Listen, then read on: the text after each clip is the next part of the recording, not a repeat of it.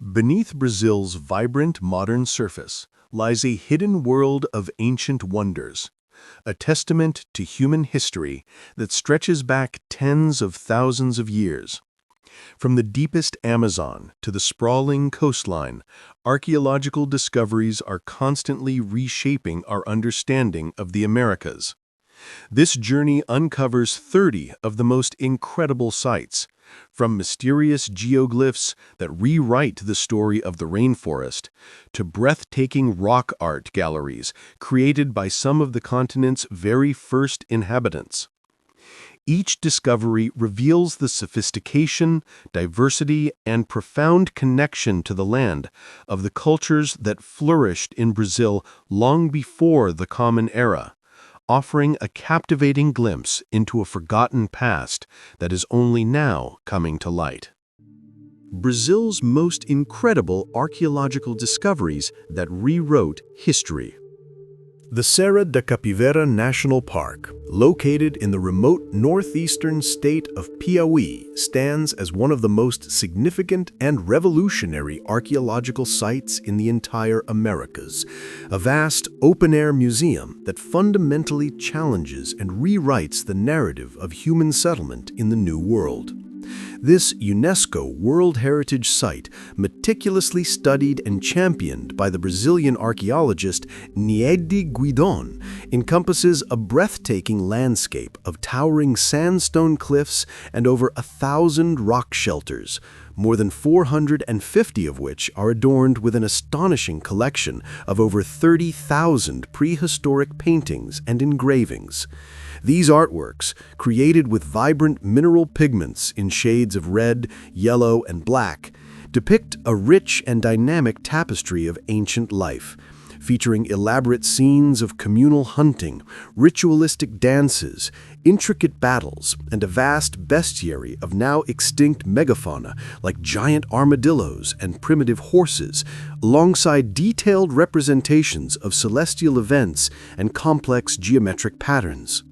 The true seismic impact of Serra da Capivara, however, lies in the radiocarbon dating of the archaeological layers within shelters like Toca do Boqueirão da Pedra Furada, which revealed evidence of human occupation, stone tools, hearths, and remnants of campfires that Guidon and her team argued dated back an astonishing 50,000 years. A claim that, while fiercely debated within the academic community, nonetheless pushed the plausible timeline of human arrival in South America back tens of thousands of years before the previously accepted models. This discovery suggests that the first populations may have arrived not solely via the Bering Land Bridge, but also by ancient maritime routes across the Atlantic, presenting a paradigm shift in our understanding of human migration. The park, therefore, is not merely a collection of beautiful ancient art. It is a profound testament to the sophistication, resilience, and deep history of some of the earliest human cultures in the hemisphere, a sacred landscape that continues to guard the secrets of its creators, whose vibrant legacy is painted indelibly upon the stone walls of their former homes, forever altering our perception of the peopling of the Americas. The Amazonian geoglyphs, often referred to as the earthworks of Acre, represent one of the most transformative archaeological finds of the 21st century, completely overturning long-held notions of the Amazon rainforest as a pristine, untouched wilderness only capable of supporting small, nomadic hunter-gatherer tribes. First identified in the 1970s and 80s from the air as deforestation for cattle ranching cleared the once impenetrable canopy, these incredible structures are massive geometric patterns, perfect circles, squares, octagons, and interlinking avenues etched into the clay-rich earth, often spanning hundreds of meters in diameter and featuring deep ditches and tall embankments that form complex ceremonial and social landscapes. Over 450 such geoglyphs have now been mapped across the southwestern Amazon basin, primarily in the state of Acre, with construction dating from approximately 2,000 years before Common Era to as recently as the 13th century Common Era, indicating a tradition that persisted for over 2 millennia. The existence of these enormous earthworks, which required organized labor and sophisticated engineering knowledge to construct, proves that pre-Columbian Amazonia was home to complex, populous, and sedentary societies that practiced advanced large-scale landscape management, a form of biocultural or domesticated wilderness. Rather than being a limiting factor, the rainforest was actively shaped by its inhabitants through the creation of fertile terra preta, anthropogenic dark earth, the management of Brazil nut orchards and palm forests, and the construction of these enigmatic enclosures, which likely served as ceremonial centers, defensive structures, community plazas, or astronomical observatories for a network of interconnected cultures about which we still know very little. This monumental discovery forces a reevaluation of the Amazon's past, revealing it not as a virgin forest, but as a profoundly humanized garden, the product of millennia of intentional cultivation and cultural ingenuity, whose scale and complexity are only beginning to be understood. Pedra do Ingá. The Pedra do Ingá, located in the interior of the state of Paraíba, is one of South America's most magnificent and enigmatic archaeological monuments. A colossal gneiss bedrock wall, often described as a sacred library written in stone, whose complex symbols and glyphs have defied complete decipherment for centuries. This immense monolith, approximately 24 meters in length and 3.5 meters high, is entirely covered in a dense, intricate tapestry of petroglyphs, carved in low and high relief, featuring a bewildering array of abstract geometric shapes, spirals, radial designs, human-like figures, serpents, insects, birds, and other fauna, all interwoven into a complex and seemingly narrative composition that suggests a deep cosmological significance. The technical skill required to execute such precise and enduring carvings on the incredibly hard stone using only other stone tools points to a highly motivated and sophisticated culture for which this site was of paramount importance, likely a central ceremonial or astronomical center for a wide region. Estimates for its creation vary widely, with some researchers proposing an age of at least 6,000 years, though a more conservative consensus places its primary use around 2,000 years before Common Era, created by pre-ceramic age hunter-gatherer peoples who inhabited the semi-arid hinterlands of northeastern Brazil. Numerous theories have been proposed to explain its meaning. Some see it as a stellar map charting constellations, others as a detailed record of a great mythological event, a form of primitive writing, a shamanic portal, or a territorial marker for ancient migratory routes. The true meaning of Ingá remains locked in its symbols, a silent and powerful testament to the intellectual and spiritual depth of Brazil's earliest inhabitants, captivating archaeologists, linguists, and visitors alike with its aura of profound ancient mystery. The Marajara culture, which flourished on the vast island of Marajó at the mouth of the Amazon River from approximately the 4th to the 14th century Common Era, represents one of the most complex and stratified societies to arise in pre-Columbian Brazil, renowned for its extraordinary artistic achievement and sophisticated social organization. This civilization transformed the seasonally flooded savannas of the island by constructing hundreds of artificial mounds known as tesos, which served as elevated platforms for villages, ceremonial centers, and elaborate cemeteries, protecting them from the annual inundations and creating a transformed human-made landscape. The Marajara are most famous for their highly elaborate and symbolically rich pottery, considered some of the finest in the Americas, characterized by funerary urns, intricate bowls, and sculptural vessels adorned with complex geometric patterns, often featuring scrolls and meanders, anthropomorphic figures, and animal motifs, all executed with fine line incision and painted in striking polychrome shades of red, black, and white. The technical sophistication of this pottery, which requires precise control of firing temperatures and clay composition, indicates a specialized class of artisans working under the patronage of a powerful elite, as evidenced by the rich grave goods found in burial mounds, including finely decorated urns, ceremonial stools or banquinhos, and unique tangas or ceramic pubic covers. The scale of their earthworks, the refinement of their art, and evidence of large permanent settlements suggest a powerful chiefdom or early state-like society, with a developed religious system, significant population density, and extensive trade networks across the Amazon basin. The discovery and ongoing study of Marajara sites in the 19th and 20th centuries provided the first conclusive evidence that the Amazon was not a cultural backwater, but a region capable of generating truly complex and monumental civilizations entirely distinct from those of the Andes or Mesoamerica. The Luzia skull, a name given to the fossilized remains of a Paleo-Indian woman found in the Lapa Vermea rock shelter in Minas Gerais in the 1970s, represents one of the most pivotal and controversial moments in the study of the peopling of the Americas, providing startling evidence that dramatically complicated the traditional narrative of migration. Dated to approximately 11,500 years ago, Luzia is one of the oldest and most complete human skeletons ever discovered in the Western Hemisphere. But her true significance was unlocked through the morphological analysis conducted by anthropologist Walter Neves in the late 1980s. His meticulous cranial measurements revealed that Luzia's features were distinctly Australo-Melanesian or African, with a narrower brain case and a projecting lower face, starkly contrasting with the broader, rounder cranial features characteristic of modern Native American populations and their Siberian ancestors.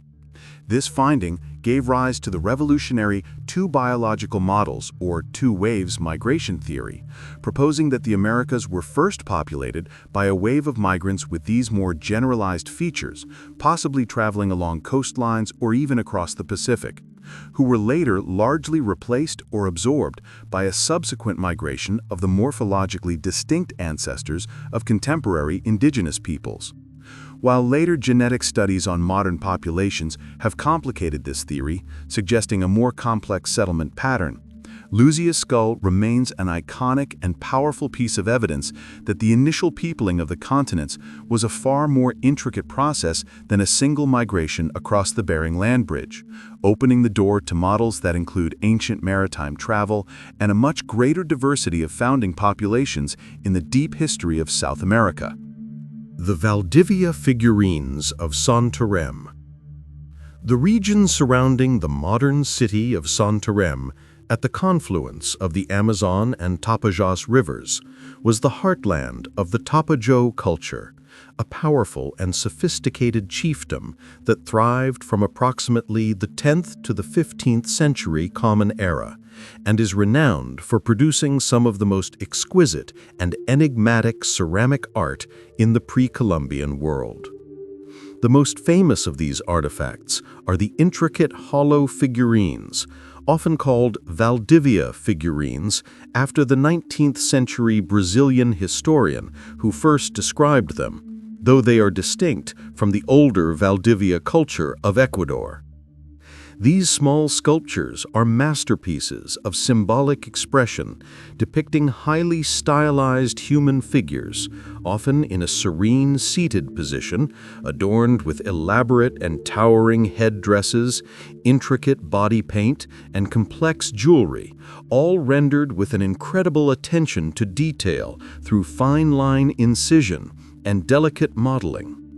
The figures are characterized by their distinctive weeping eye or coffee bean-shaped eyes, a placid, contemplative expression, and a body often covered in intricate geometric patterns that likely represent scarification, paint, or symbolic motifs of spiritual significance. The technical skill required to create these delicate hollow cast objects using local clay and open firing techniques points to a highly specialized guild of artisans working under the patronage of a powerful elite, and they were almost certainly used as funerary offerings for high-status individuals or as central objects in shamanic rituals. The discovery of these figurines, alongside other magnificent Tapajo pottery like the large ceremonial vases called caryatides, revealed the existence of a culture with a rich and complex spiritual life, a high degree of social stratification, and an artistic tradition that stands as a pinnacle of Amazonian cultural achievement, whose aesthetic power continues to resonate millennia after its creation. The rock art of Monte Alegre. The series of caves and rock shelters near the town of Monte Alegre in Para contain some of the oldest, most mysterious, and scientifically significant rock art sites in the entire Amazon basin, pushing back the date of human occupation in the region and presenting a unique and abstract artistic tradition distinct from the narrative scenes found elsewhere. The most famous of these shelters, Caverna da Pedra Pincada, was systematically excavated by American archaeologist Anna Roosevelt in the 1990s, yielding radiocarbon dates from charcoal and organic remains associated with the paintings that established a human presence there at least 11,200 years ago, contemporaneous with the Clovis culture of North America. The art itself is strikingly different from the later, more famous styles. It consists primarily of handprints, sun-like radials, zigzag lines, and other geometric patterns painted in red and yellow ochre, suggesting a symbolic rather than a descriptive purpose, possibly related to shamanic vision quests, celestial observations, or territorial marking by some of the very first bands of humans to explore and adapt to the rainforest environment. The discovery was monumental because it proved that humans had penetrated deep into the Amazon rainforest much earlier than previously believed, adapting to its resources by foraging for fruits and Brazil nuts and hunting now extinct Pleistocene animals. Monte Alegre thus stands as a crucial piece of evidence in the puzzle of early human migration in South America, a sacred gallery of art left by the pioneering explorers of a new world, whose abstract symbols whisper of the earliest spiritual and cognitive explorations of the Amazonian universe. The Minas Gerais Rock Shelters. The Lapa de Santo Rock Shelter, located in the Lagoa Santa region of Minas Gerais, has yielded some of the most startling and revealing archaeological findings in recent years, providing a grim and fascinating window into the complex funerary practices and worldview of some of the earliest inhabitants of South America. Excavations led by anthropologist Andre Strauss uncovered a burial dating back to approximately 7,500 years before Common Era that contained a decapitated human skull, carefully arranged with its jaw and 6 severed hands laid upon it in a deliberate, circular pattern, with the palms facing inward and the hands arranged opposite each other, suggesting a highly ritualistic and symbolic performance. This discovery represents the oldest known case of decapitation and trophy-taking in the Americas, predating other instances by over 1,000 years, and it completely shatters simplistic notions of these early hunter-gatherer societies as being purely egalitarian and peaceful. The meticulous arrangement indicates a sophisticated funerary ritual with strict protocols, likely imbued with deep symbolic meaning related to power, vengeance, ancestor worship, or the belief in the capture of a person's spirit or vitality. The find forces a dramatic reconsideration of the social and ideological complexity of these ancient peoples, suggesting that violence and ritual were intertwined in ways we are only beginning to understand. and that the cultural landscape of prehistoric Brazil was as rich and varied in its beliefs about death and the body as any other region in the ancient world. Lapa de Santo reveals a darker, more complex chapter of human history, written in bones and preserved for millennia in the dark embrace of the limestone shelter. The Forte Principe da Beira geoglyph. While the geometric earthworks of Acre have garnered worldwide attention, the discovery in the early 21st century of a distinct and unique geoglyph near the 18th century colonial fortress of Príncipe da Beira in Rondônia added a fascinating new chapter to the story of ancient Amazonian landscape engineering, demonstrating that the phenomenon was more widespread and varied than previously known.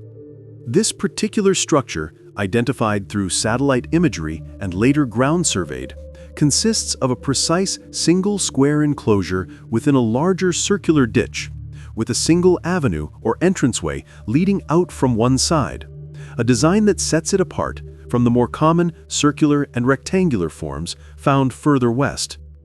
Its exact age and purpose are still under active investigation, but it is confidently dated to the pre-Columbian era, likely constructed between 1000 and 1500 years Common Era by a complex society that inhabited the region long before European contact. Its location on a high bluff overlooking the Guaporé River suggests it may have served as a ceremonial center with cosmological significance, a defensive stronghold, or an elite residential compound for a local chieftain, its imposing form serving to project power and authority over the surrounding riverine landscape. The presence of such a sophisticated earthwork in this specific location hints at a previously unknown cultural center or a far-reaching network of societies that shared the knowledge and tradition of large-scale geometric construction, further expanding the map of complex pre-Columbian cultural developments in the southwestern Amazon and highlighting the vast amount of history that still lies hidden beneath the forest canopy, waiting to be discovered.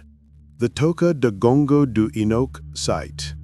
Located within the protected boundaries of the Serra das Confusões National Park in the state of Piauí, the Toca do Gongo do Inoque site is a significant and magnificent addition to the archaeological corpus of Brazil's northeast, serving as a vital sister site to the more famous Serra da Capivara and helping to define a broader cultural region of ancient artistic expression. This extensive rock shelter features a stunning and well-preserved collection of rock paintings executed primarily in shades of red, depicting dynamic and vibrant scenes of human figures engaged in hunting expeditions, communal dances, and ritualistic activities, alongside highly detailed and naturalistic renderings of the local fauna, including deer, armadillos, rheas, and large wild cats. The style, while sharing similarities with the traditions of Serra da Capivara, such as the use of complex narrative scenes and the action poses of the figures, also possesses its own unique characteristics, suggesting it was part of a shared cultural sphere, but with distinct local variations and artistic conventions. The site adds crucial data for understanding the extent, chronology, and diversity of the rock art traditions of the region, providing further evidence of the daily lives, spiritual beliefs, social organization, and deep environmental knowledge of the ancient peoples who inhabited the semi-arid Caatinga biome for thousands of years. Its preservation within a national park ensures that this invaluable cultural record will be protected for future generations, offering a continuous source of study and wonder and solidifying northeastern Brazil's status as one of the world's most important centers for prehistoric art. The Santa Helena Rock Shelter, situated in the state of Mato Grosso, has provided some of the most compelling and intensely debated evidence for the coexistence of humans and Pleistocene megafauna in South America, presenting findings that, if confirmed, would push the date of human arrival on the continent back to a startlingly early period. Excavations at the site have uncovered stone artifacts and tools found in direct stratigraphic association with the bones of now extinct giant ground sloths, specifically the species Glossitherium. Most remarkably, among these sloth remains were 3 dermal ossicles, small bony plates embedded in the animal's skin that show clear signs of human modification. They were carefully perforated and polished, apparently to be used as pendants or personal ornaments. The geological layers containing this association have been dated using multiple methods, including thermoluminescence, suggesting an age of approximately 23,000 to 25,000 years before Common Era. This evidence is revolutionary because it suggests not only that humans were present in central Brazil during the last glacial maximum tens of thousands of years earlier than the previously accepted model, but also that they interacted directly with the iconic megafauna of the era, potentially hunting them or scavenging them and utilizing their remains for symbolic purposes, transforming animal parts into items of personal adornment with cultural significance. While the dates remain controversial within the archaeological community, the Santa Helena findings stand as a crucial and bold challenge to established theories, representing a persistent thread of evidence that points towards a far more ancient and complex process of human migration and adaptation in the Americas. The Ilha de Campeche megaliths. Off the southern coast of Santa Catarina, Ilha de Campeche is often poetically referred to as the Brazilian Easter Island due to the presence of mysterious and impressive megalithic structures that suggest a significant ceremonial site for ancient maritime cultures. The island's most striking feature is a standing stone, or menhir, that rises nearly 3 meters tall, alongside numerous other stone blocks that appear to be arranged with intentionality, though their exact formation has been obscured by time and vegetation. The entire island is also a vast archaeological canvas, covered with over 100 panels of petroglyphs, rock carvings, featuring abstract geometric designs such as circles, spirals, sun symbols, and intricate meandering lines deeply engraved into the hard granite surfaces. The exact age and cultural affiliation of these monuments are still subjects of research, but they are believed to have been created by pre-ceramic hunter-gatherer fisher peoples who inhabited the coastal region thousands of years before the Common Era, possibly the ancestors of the Jay-speaking peoples historically recorded in the area. The island's location, visible from the mainland and requiring a sea crossing to reach, suggests it was a special, liminal place, likely a sacred sanctuary used for initiation rites, astronomical observations, or rituals related to the sea and fertility.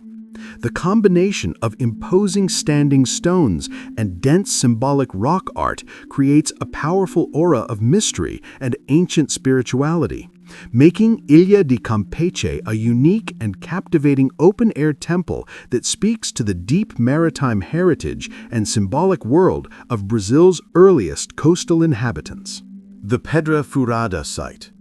The Pedra Furada site, located within the Sierra da Capivara National Park, is arguably the most controversial and consequential individual archaeological location in Brazil, as it sits at the absolute epicenter of the debate surrounding the earliest human occupation of the Americas.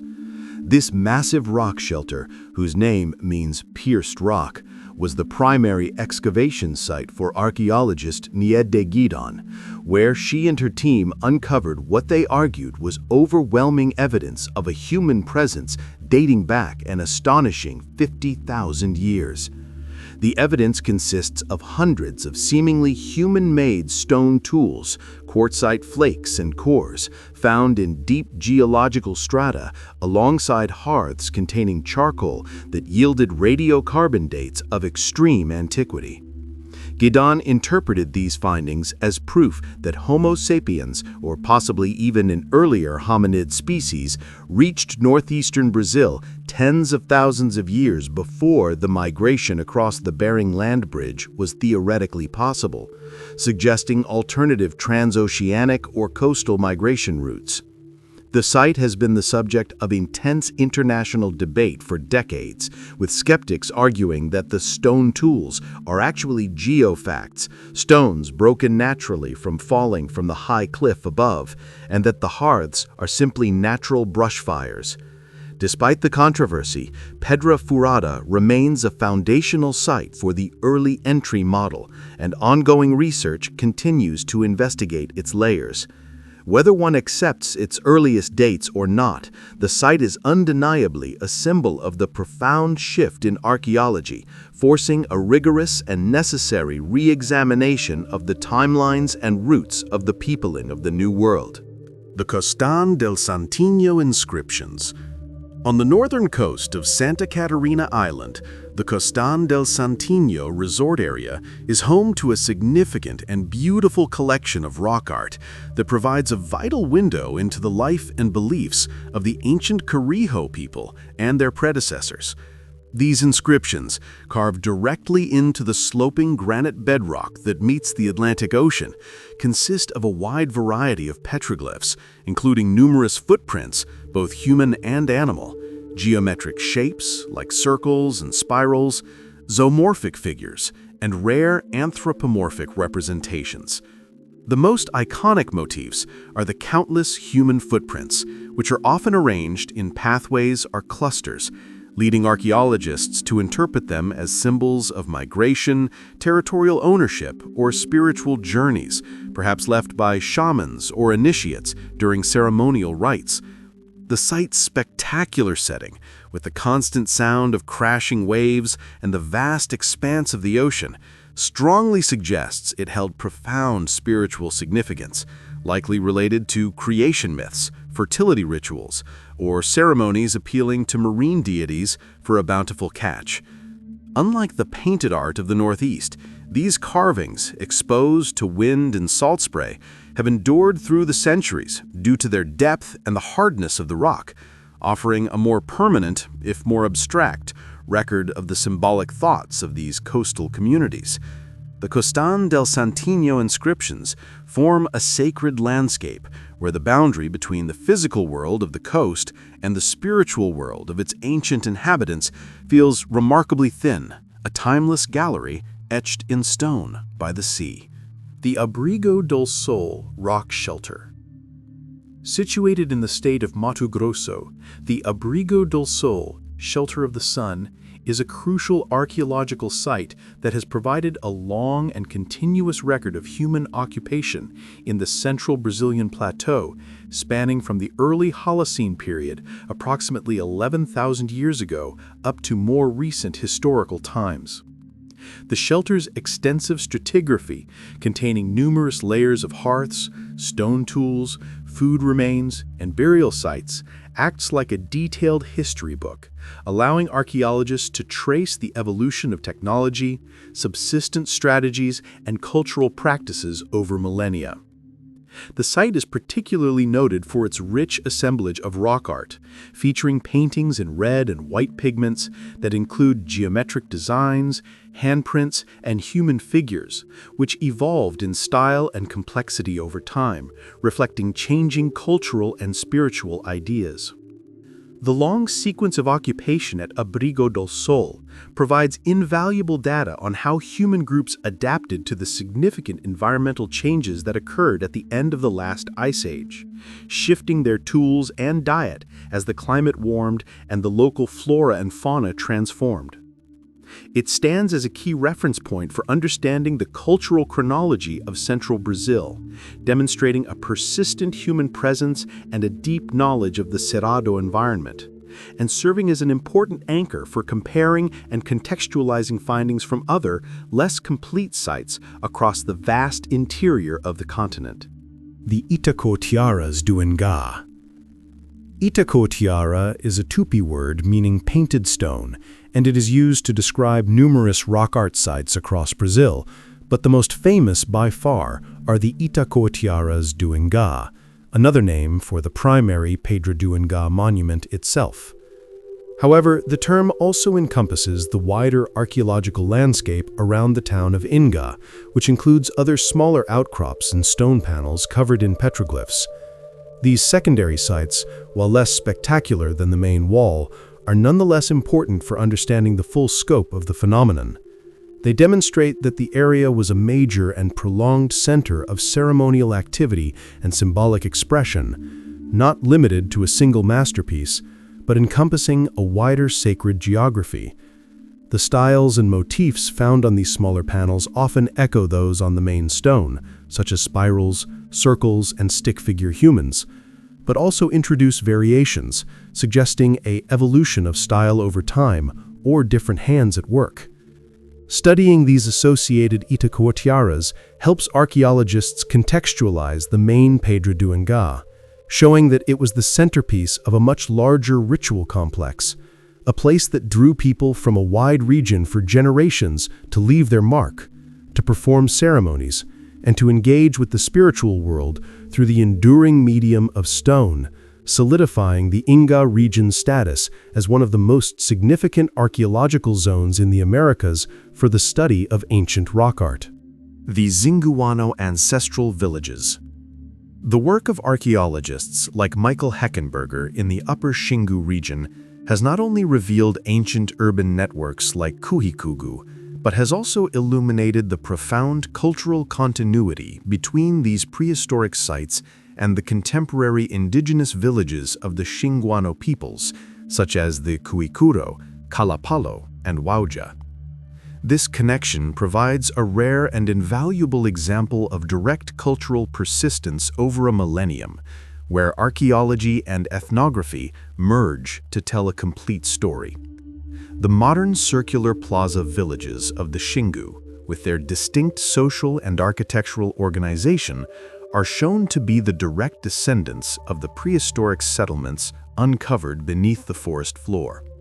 The same principles of spatial organization, a central plaza surrounded by a ring of large communal houses, govern both ancient and modern habitation. Even the road networks, the defensive ditches, and the managed agroforestry landscapes that sustain the modern populations find their blueprint in the archaeological remains of their ancestors.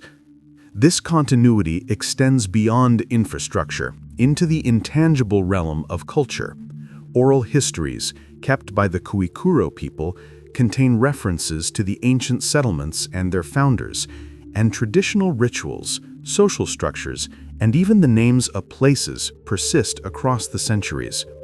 The discovery of this unbroken lineage is arguably as significant as the discovery of the ruins themselves, for it demonstrates that the sophisticated engineering and social complexity of the past were not lost, but were adapted and preserved, offering a living model of sustainable tropical urbanism that has endured for over 1,000 years, making the Xingu a unique open-air laboratory where the past actively informs the present. The Toca do Sitio de Mayo shelter. Within the expansive archaeological domain of the Serra da Capivara National Park, the Toca do Sitio de Mayo rock shelter stands out as a critical site that has provided robust, well-dated evidence supporting the theory of a very early human presence in South America. This shelter's stratigraphic sequence is exceptionally clear and well-preserved, containing layers of human occupation that have been meticulously dated using advanced radiocarbon and luminescence techniques. The findings here include unequivocal stone tool assemblages, sharp quartzite flakes, scriping tools, and projectile points, firmly embedded in geological layers dating back to at least 22,000 years before Common Era, with some evidence suggesting dates pushing back even further. The importance of Sitio de Mayo lies in the quality and clarity of its evidence, which has been instrumental in countering criticisms leveled at the more controversial Pedra Ferrada site. The stone tools from Sitio de Mayo are widely accepted by a growing number of archaeologists as being unmistakably anthropogenic, the product of deliberate human craftsmanship rather than natural fracture. This site provides a powerful, corroborating data point that strengthens the early entry hypothesis for the peopling of the Americas, suggesting that small bands of hunter-gatherers were well established in the rich ecosystem of northeastern Brazil during the last glacial maximum, adapting to a landscape that was very different from the semi-arid Caatinga of today, and leaving behind a material record that continues to challenge and reshape our understanding of human migration on a global scale. The Caverna da Pedra Pintada. As previously mentioned, the Caverna da Pedra Pintada near Monte Alegre in Pará is so fundamentally important that it warrants a deeper focus on its specific contributions. The groundbreaking work led by Anna Roosevelt in the 1990s here was the first to irrefutably demonstrate through rigorous radiocarbon dating that a human population existed in the heart of the Amazon rainforest nearly 11,200 years ago, contemporaneous with the Clovis culture, but entirely separate and adapted to a tropical environment. The cave's deposit yielded a treasure trove of evidence, stone spear points and tools distinct from Clovis technology, remains of harvested Brazil nuts and other forest fruits, and bones of fish and small game, painting a picture of a diversified foraging economy that was perfectly attuned to the rainforest from the very beginning. The paintings themselves, with their handprints and abstract sun symbols, represent some of the oldest known art in the Americas. This discovery single-handedly dismantled two prevailing myths. First, that the Amazon was a counterfeit paradise that could not support early human settlement, and second, that all early Paleo-Indians were specialized big-game hunters of the open plains. Pedra Pintada revealed them instead as sophisticated foragers who understood and thrived in the complex tropical ecosystem, establishing a human presence in the Amazon that is thousands of years older than previously believed, and setting the stage for the later development of the complex agricultural societies that would eventually reshape the entire basin. The Sitio Archaeological de San João Baptista in the southern state of Rio Grande do Sul represents a significant and well-preserved example of the mission settlements, or reducciones, established by the Jesuits during the 17th and 18th centuries in their effort to evangelize the Guarani people. Unlike pre-Columbian sites, San João Baptista offers a profound archaeological window into the complex and often traumatic period of colonial contact, a time of cultural collision, negotiation, and resistance. The excavations reveal the layout of the entire mission complex, the foundations of the massive Baroque church, the workshops, cemeteries, residential quarters, and the extensive farmland that surrounded it. The material culture found here tells a story of cultural fusion. European items like metal tools, glass beads, and porcelain are found alongside traditional Guarani pottery and lithic technology.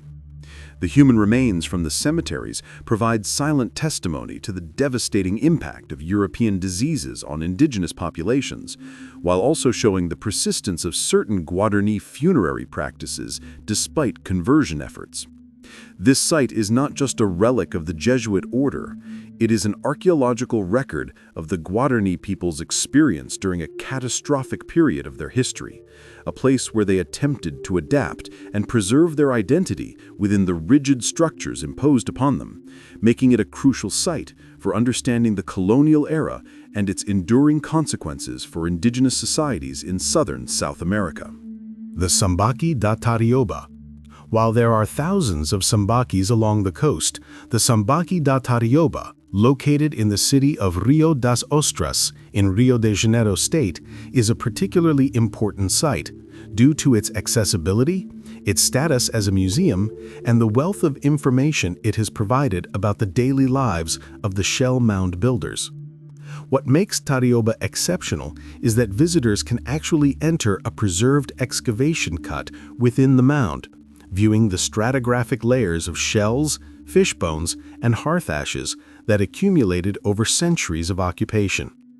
Archaeological studies here have provided an incredibly detailed picture of the Sambaqueros diet, which was overwhelmingly based on marine resources, but also included land animals and fruits, demonstrating a broad-spectrum economy. The discovery of post holes suggests the structures they built on top of the mound, and the numerous burials with grave goods indicate a complex belief system surrounding death. Because it is located within an urban area, Sambaki da Tarioba serves as a vital educational tool, bringing the public face-to-face with a prehistoric culture that thrived for millennia on the very spot where modern Brazilians now live, creating a powerful connection to the deep past and raising awareness about the importance of preserving these fragile and non-renewable archaeological resources. The Parque Archaeological do Solstício, known popularly as the Brazilian Stonehenge, is located in Calçoene, Amapá, and consists of a complex arrangement of over 150 large granite megaliths arranged in a circular pattern with a central stone standing over 3 meters tall. The site's name derives from the fact that during the winter solstice in the northern hemisphere, around December 21st, the setting sun aligns perfectly with the central stone, casting a shadow that disappears directly through a specific gap in the ring, a clear indication that its builders possessed sophisticated astronomical knowledge.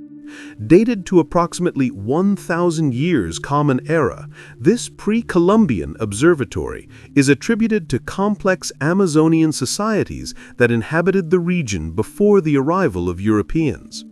Its discovery challenges the notion that only the Andean or Mesoamerican cultures developed such precise astronomical alignments in their architecture. The park highlights the scientific and ceremonial achievements of Amazonian peoples, showing that they carefully observed the celestial cycles and integrated this knowledge into their physical and spiritual world, likely using the site to mark changing seasons for agricultural and ritual purposes, and solidifying the understanding that the Amazon was a cradle of independent and advanced cultural development. The Gruta do Gentio II, located in the Lagoa Santa region of Minas Gerais, the same area that yielded Luzia, Gruta do Gentio II is a cave site that provides a crucial and continuous archaeological record spanning from the Paleo-Indian period right up to the colonial era. Its stratigraphy acts like a timeline, with layers containing bones of extinct megafauna, stone tools from the earliest hunters, through to pottery from later ceramic-producing societies, and finally, European artifacts from the 18th and 19th centuries. This continuous sequence is invaluable for archaeologists, as it allows them to study the cultural and technological transitions that occurred over 11,000 years in the same exact location.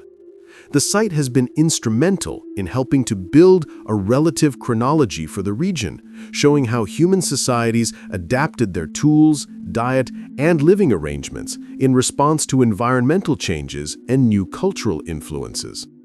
Gruta do Gentio II is less about a single spectacular discovery and more about providing the essential connective tissue of history, the detailed, layered context that allows us to understand the long and complex journey of human life in the Brazilian interior, from the first pioneers to the recent past. The Sítio Archaeological do Morro Grande, found in the interior of São Paulo state, offers a fascinating glimpse into the funerary practices and social structure of the Tupi-Guarani peoples who expanded across much of the Brazilian coast in the first millennium of the Common Era. The site is characterized by a large number of funerary urns, intricately decorated with classic Tupi-Guarani patterns featuring geometric designs, animal and human figures, and the distinctive painted look achieved through excision and corrugation techniques. These urns were not simply containers, they were sacred objects designed to hold the secondary burials of important individuals, often accompanied by small offerings like miniature vessels which might have held food for the afterlife. The study of this and similar Tupi-Guarani cemeteries provides deep insight into their spiritual beliefs concerning death, ancestor worship, and the afterlife. It also reveals aspects of their social hierarchy, as the quality and quantity of grave goods can indicate the status of the deceased.